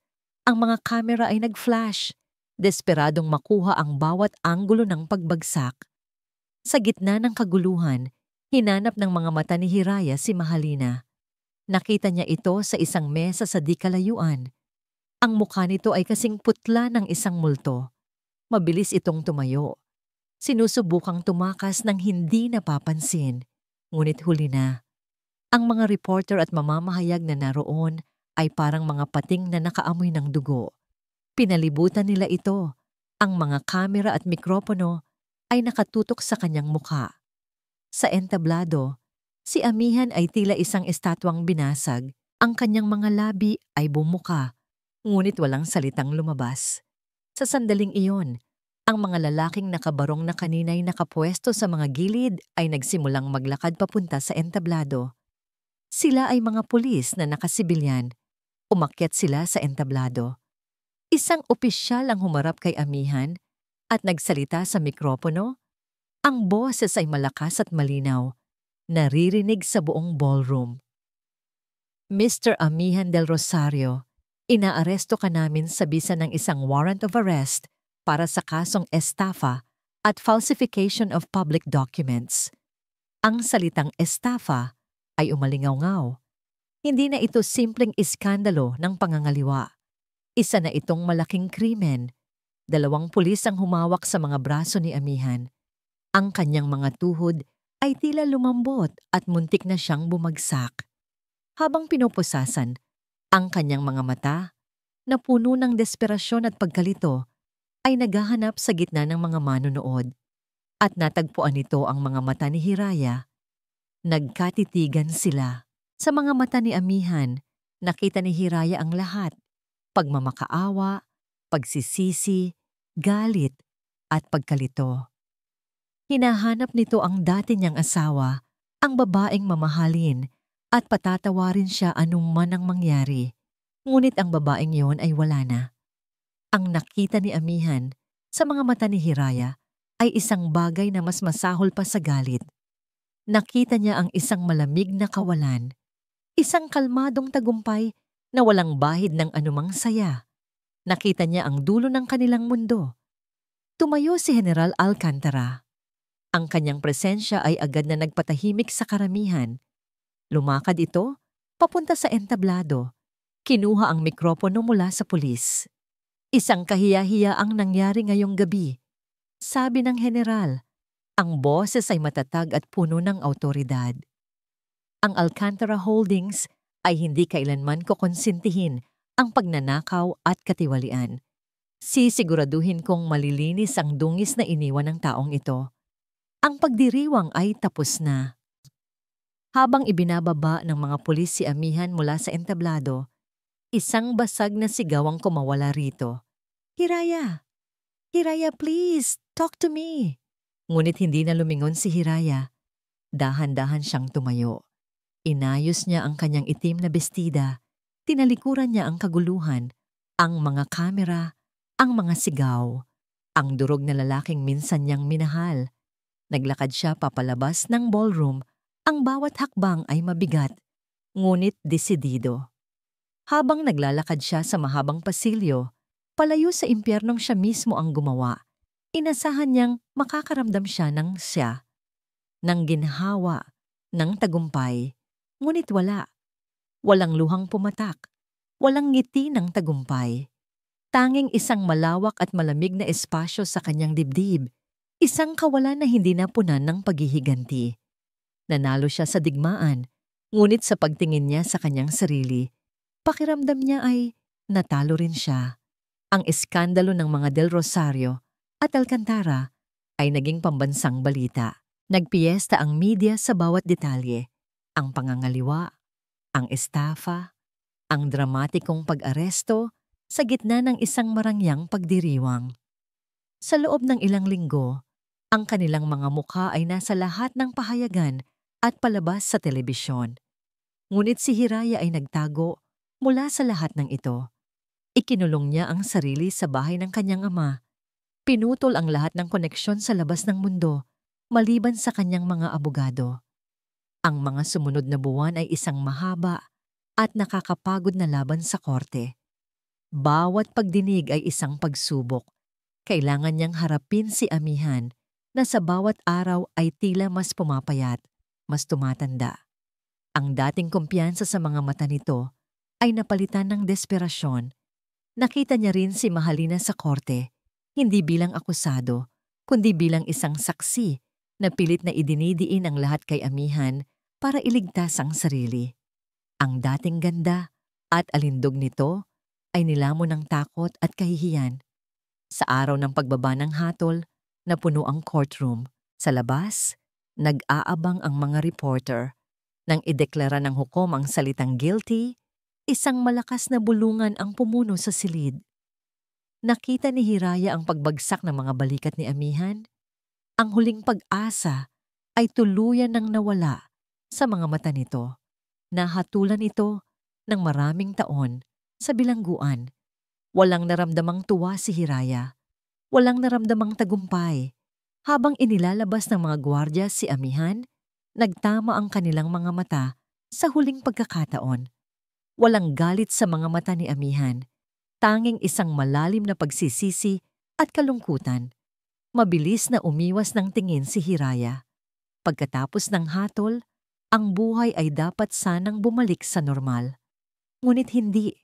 Sa ilalim ng gabay ng kanyang ama, si Hiraya ang pumalit sa posisyon ni Amihan sa Alcantara Holdings. Ang opisina na dati kay Amihan, ang opisina kung saan nito plinano ang kanyang mga kasinungalingan, ay naging opisina na niya. Ibinuhos niya ang lahat ng kanyang oras at lakas sa trabaho. Ang mga financial report, board meeting at business proposal ang naging kanyang mundo. Ito ang naging paraan niya para huwag mag-isip, para huwag makaramdam. Gabi-gabi, siya ang huling umaalis sa gusali. Ang mga ilaw sa kanyang opisina ay nananatiling bukas hanggang sa hating gabi. Pinagmamasdan niya ang syudad mula sa kanyang bintana, ngunit wala siyang makita kundi ang sarili niyang refleksyon sa salamin, isang babaeng mayaman, makapangyarihan at lubos na nag-iisa. Si Mahalina naman ay tuluyang naglaho. Nawalan ito ng trabaho, tinalikuran ng mga kaibigan at kinamuhian ng lipunan. Ang pangalan niya ay naging sinonimo ng pagiging isang manggagamit at desperada. Nakamit ni Hiraya ang hustisya, nakamit niya ang paghihiganti, ngunit sa tuwing titingin siya sa salamin, ang nakikita niya ay isang estranghera. Isang gabi, pumasok ang kanyang ama sa kanyang opisina. Dala nito ang 2 tasa ng kape.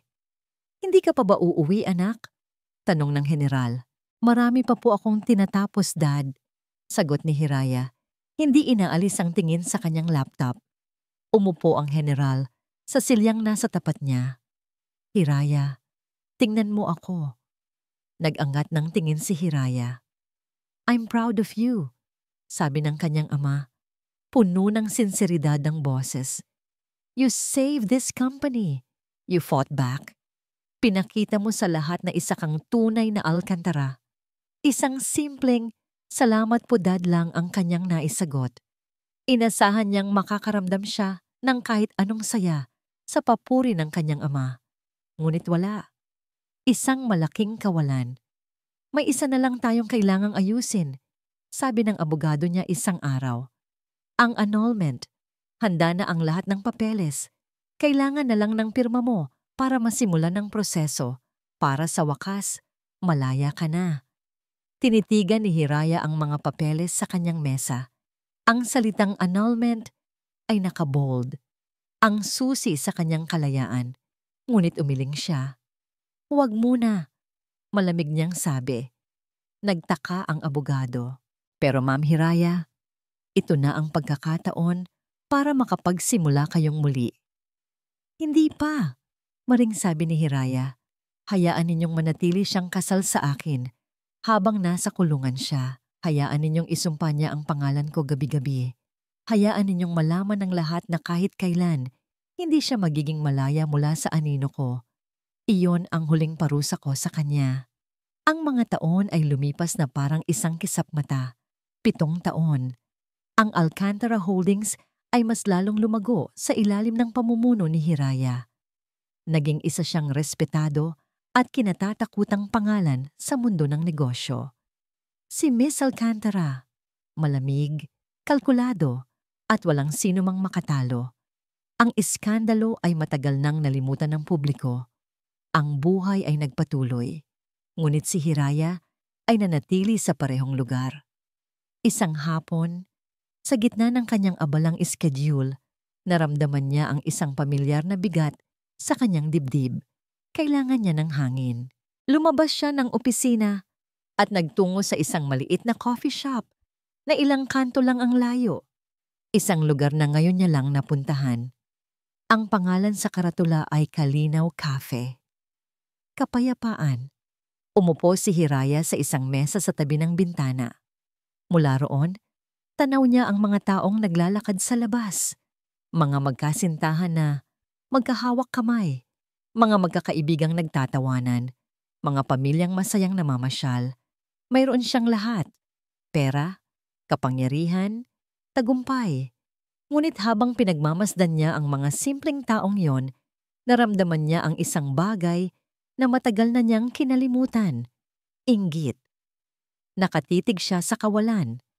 Hawak ang kanyang tasa ng kapeng unti-unti nang lumalamig. 7 taon. Nakamit niya ang kanyang paghihiganti. Ngunit sa huli, sino nga ba talaga ang kanyang ikinulong?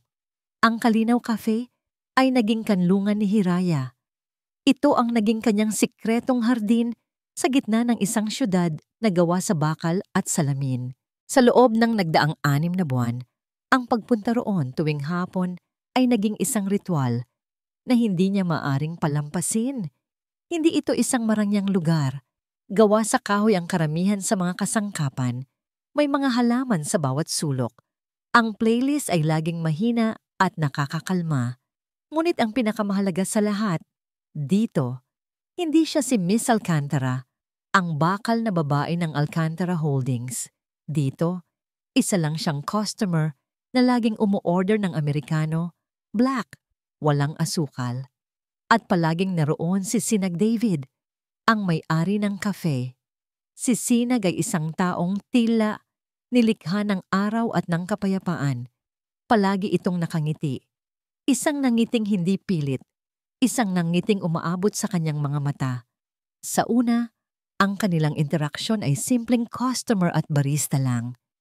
Isang magalang na good afternoon, Ma'am Hiraya. Isang tango at isang salamat. Ngunit unti-unti, napansin ni Hiraya ang mga maliliit na bagay. Napansin niya kung paano nito aayusin ang isang bulaklak na nalalanta sa paso. Napansin niya ang mga guhit ng pintura sa ilalim ng mga kuko nito. Napansin niya kung paano ito kumausap sa lahat ng kanyang mga customer na tila matagal na niyang mga kaibigan. Isang hapon, pagdating ni Hiraya, mas mabigat kaysa karaniwan ang kanyang pakiramdam. Galing siya sa isang magulong board meeting. Ang dati pa rin po, Ma'am Hiraya? Tanong ni Sinag mula sa likod ng counter. Tumango lang siya at umupo sa kanyang paboritong pwesto sa tabi ng bintana. Ilang sandali pa, lumapit si Sinag, ngunit hindi ang karaniwan niyang Amerikano ang dala nito. Isang tasa ng lateng may masining na disenyo ng isang dahon sa ibabaw. Ano to? Tanong ni Hiraya, bahagyang nagulat. Espesyal na timpla, nakangiting sabi ni Sinag.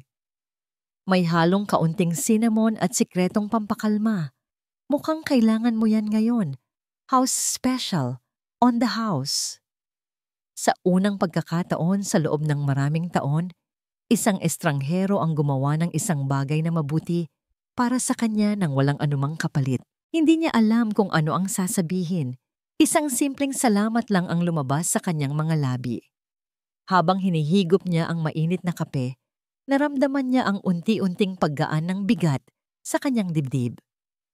Ang simpleng kabaitan na yon ay tila isang sinag ng araw na tumagos sa makapal na ulap na bumabalot sa kanyang puso.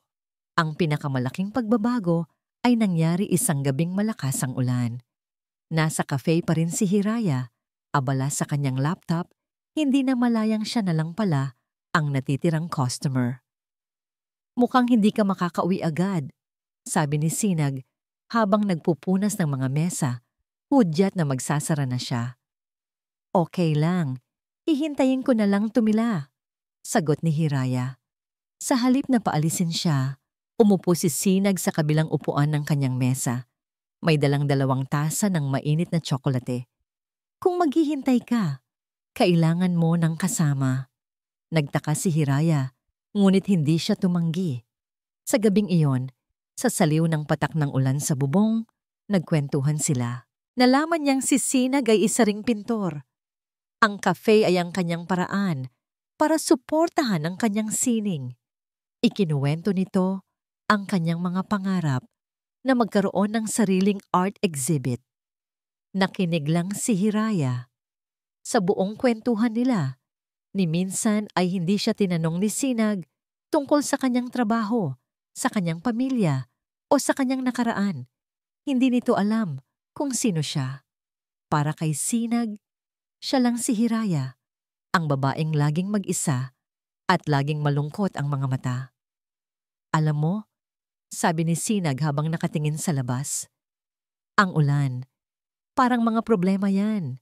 Malakas, nakakatakot. Pero pagkatapos, mas malinis ang hangin, mas matingkad ang kulay ng mga dahon, laging may ganda pagkatapos ng bagyo.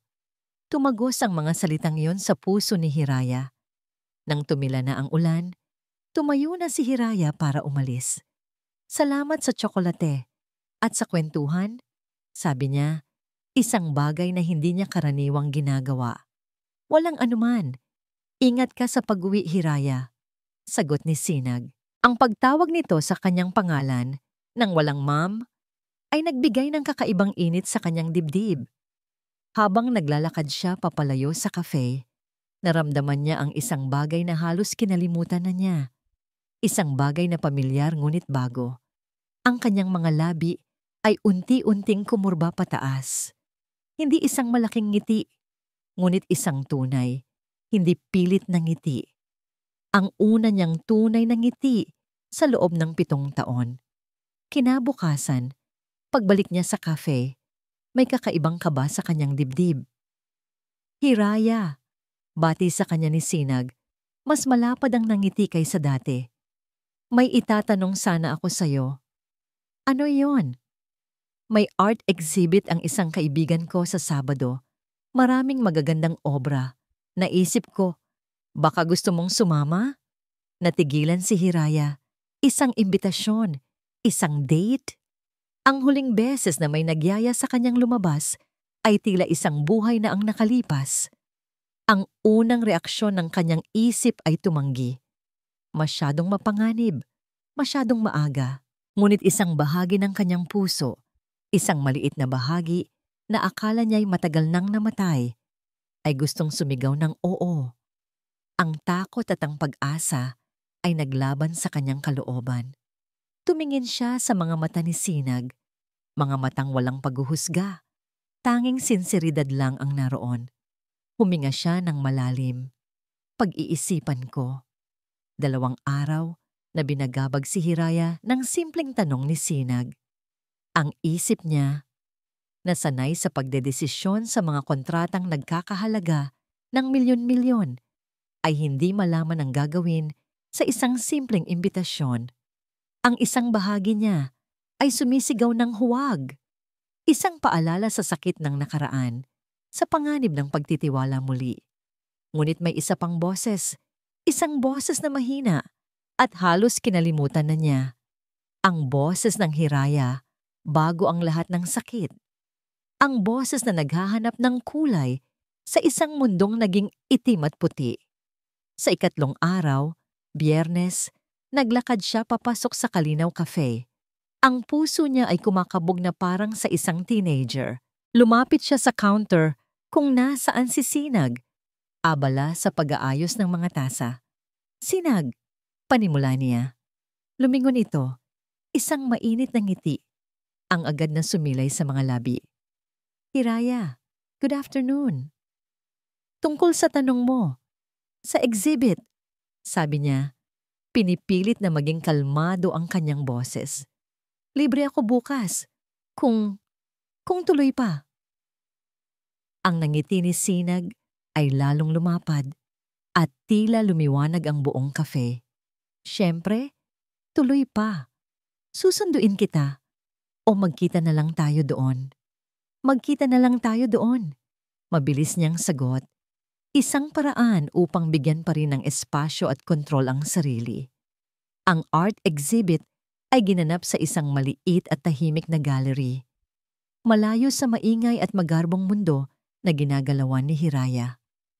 Habang naglalakad sila sa pagitan ng mga obra, ipinapaliwanag ni Sinag ang bawat isa ng may pagmamahal at pag-unawa.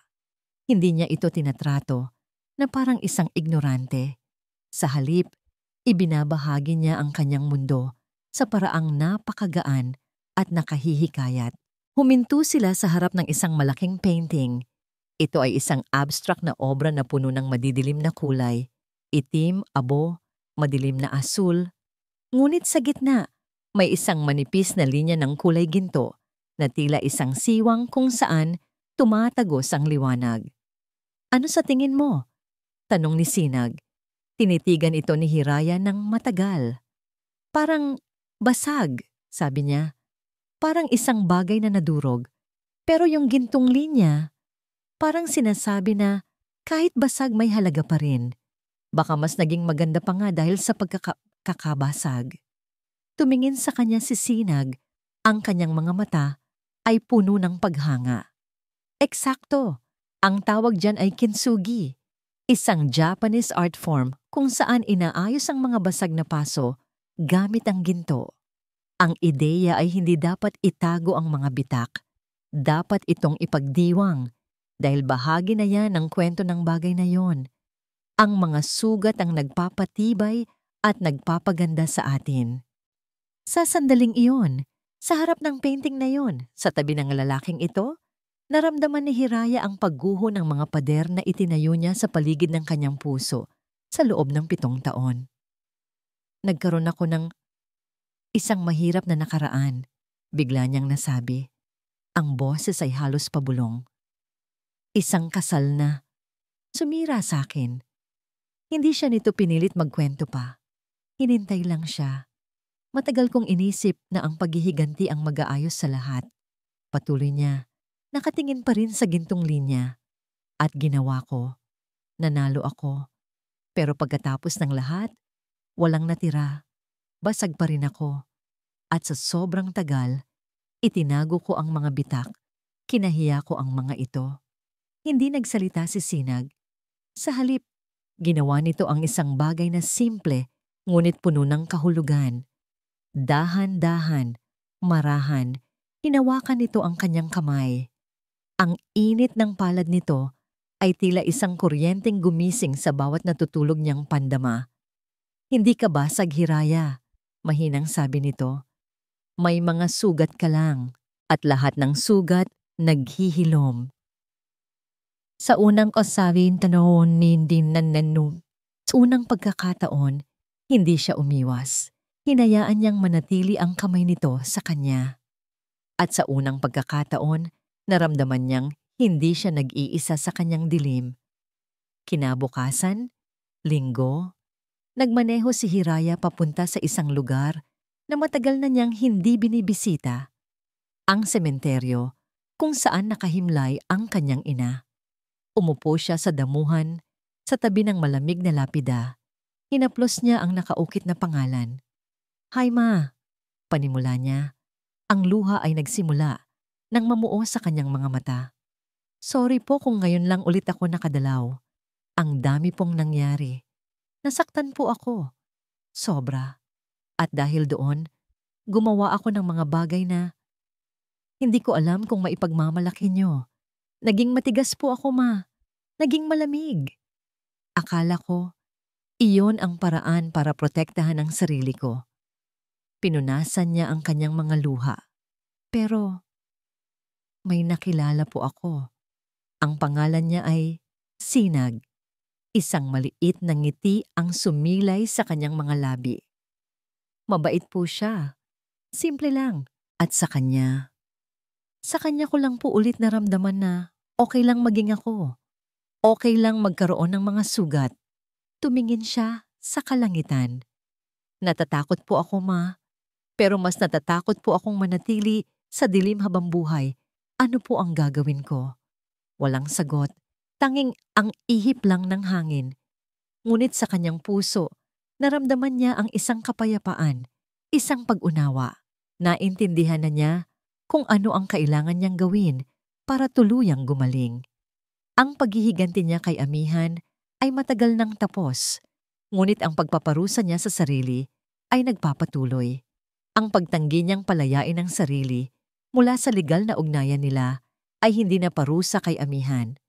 Ito ay ang kadenang nakagapos sa kanyang mga paa, pumipigil sa kanyang magpatuloy. Mula sa sementeryo, hindi siya umuwi. Umupo siya sa loob ng kanyang kotse. Kinuha niya ang kanyang cellphone. Ang kanyang mga daliri ay hindi na nanginginig. Ang kanyang puso ay kalmado. Hinanap niya ang numero ng kanyang abogado sa kanyang contacts at pinindot ang call button. Ilang saglit lang, isang pamilyar na boses ang sumagot. Attorney Sandoval. Huminga ng malalim si Hiraya. Ito na. Attorney? Si Hiraya Alcantara to. May isang sandaling katahimikan sa kabilang linya bago siya nagpatuloy. I'm ready, sabi niya. Ang boses ay matatag, malinaw, at sa kauna-unahang pagkakataon sa loob ng maraming taon, puno ng pag-asa. Please file for the annulment. Ilang buwan ang lumipas. Isang ordinaryong Martes ng hapon, isang abogadong junior mula sa law firm ni Attorney Sandoval ang pumasok sa opisina ni Hiraya. Dala nito ang isang makapal na brown envelope. Ma'am Hiraya, para po sa inyo. Final decision na po mula sa korte, sabi ng abogado. Salamat, magalang na sagot ni Hiraya. Nang maiwan siyang mag-isa, tinitigan niya ang envelope sa ibabaw ng kanyang mesa. Walang kaba, walang pananabik. Walang galit. Tanging isang malalim na kapayapaan lamang. Dahan-dahan niyang binuksan ito at inilabas ang mga papeles. Binasa niya ang mga salitang nakasulat sa legal na lengguwahe, ngunit iisa lang ang kahulugan ng lahat ng iyon. Annulment granted. Tapos na. Sa wakas, opisyal nang tapos ang lahat. Malaya na siya. Isang maliit na ngiti ang sumilay sa kanyang mga labi.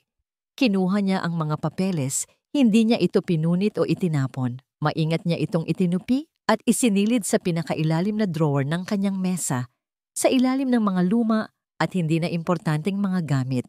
Isinara niya ang drawer. Isang simbolikong pagsasara sa isang kabanata ng kanyang buhay na hindi na niya kailanman kailangang buksan mula.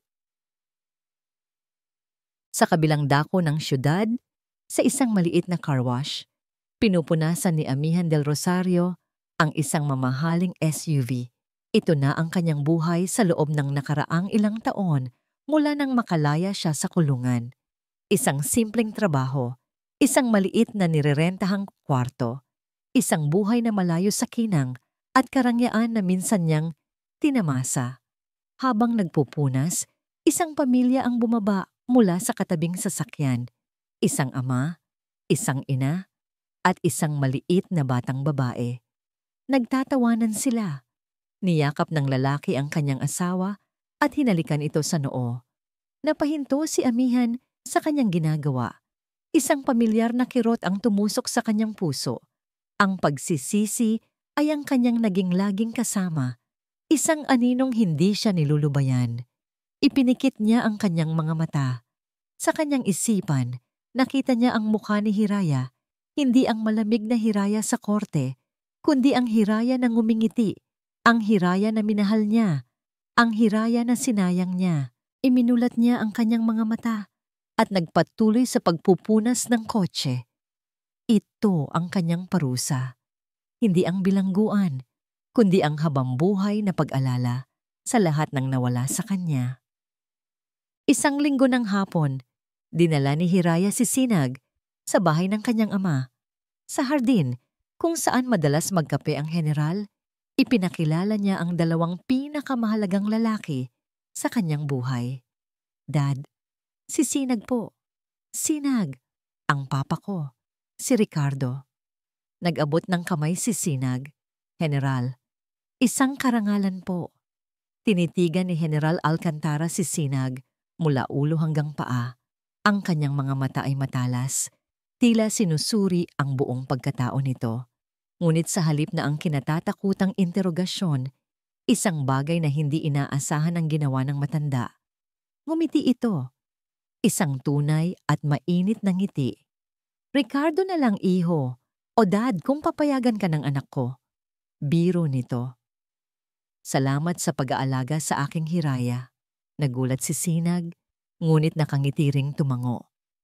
Sa tabi nila, naramdaman ni Hiraya ang paggaan ng kanyang buong pagkatao.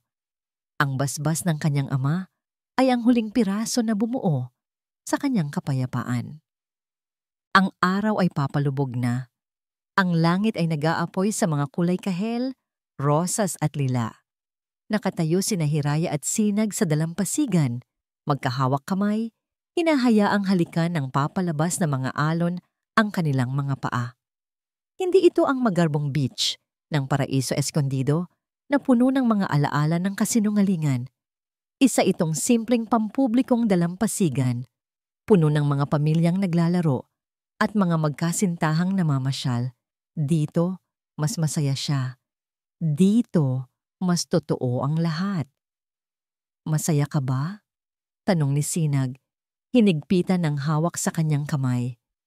Tumingin si Hiraya sa kanya, sa lalaking matiyagang naghintay sa kanya, sa lalaking nagturo sa kanya kung paano muling magtiwala. Ngumiti siya. Oo, sa kauna-unahang pagkakataon sa loob ng maraming taon, masasabi kong, oo, masaya ako. Isinandal niya ang kanyang ulo sa balikat ni Sinag at sabay nilang pinanood ang dahan-dahang paglubog ng araw sa abot tanaw. Naalala niya ang kahulugan ng kanyang pangalan, Hiraya, ang bunga ng pag-asa at pangarap. Akala niya noon ang kanyang Hiraya ay isang perpektong kasal, isang marangyang buhay, isang pag-ibig na walang katapusan. Nagkamali siya. Ang tunay pala niyang Hiraya ay hindi isang destinasyon, kundi isang pakiramdam. Ito ang kapayapaan sa kanyang puso. Ito ang pagpapatawad, hindi para sa iba, kundi para sa kanyang sarili. Ito ang katatagan na muling bumangon pagkatapos madurog. At ito ang pag-asang natagpuan niya sa mga mata ng lalaking nasa tabi niya. Ang araw ay tuluyan ng lumubog at ang mga unang bituin ay nagsimula ng sumilip. Ngunit para kay Hiraya, ang totoong Sinag ay hindi nagmumula sa langit. Nagmumula ito sa lalaking kayakap niya at sa bagong bukas na naghihintay para sa kanila. At dito po nagtatapos ang makulay na kwento ni Hiraya at Sinag. Isang taos-pusong pasasalamat po sa inyong lahat, mga minamahal naming tagapakinig, sa muling pagsama sa amin sa isang mahaba at madamdaming paglalakbay. Habang isinusulat ko ang kwentong ito, naramdaman ko ang bawat sakit, bawat galit, at bawat munting pag-asa ni Hiraya. Naging paalala ito sa akin na ang buhay ay hindi laging perpekto. May mga pagkakataong tayo ay madarapa, masasaktan, at mabibigo sa mga taong inaasahan nating hindi tayo iiwan.